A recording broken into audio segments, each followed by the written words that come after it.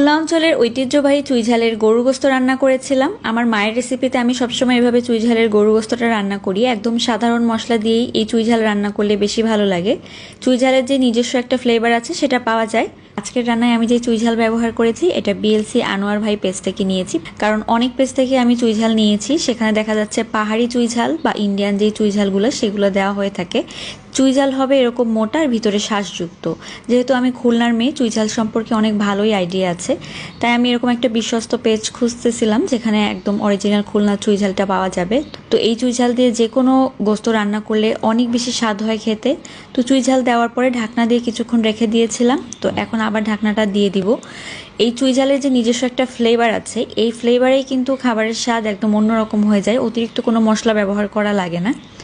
তো চুইঝালের আসল স্বাদ পেতে হলে এরকম অল্প মশলায় আপনাদের গরু গোস্ত বা যে কোনো ধরনের গোস্ত রান্না করে দেখতে হবে। তো দেশি চুইঝালের স্বাদ পেতে হলে আপনাদের অবশ্যই এরকম মোটা চুইঝাল নিতে হবে। আশা করি একদম অরিজিনাল খুলনার যে চুইঝালটা সেটাই পেয়ে যাবেন।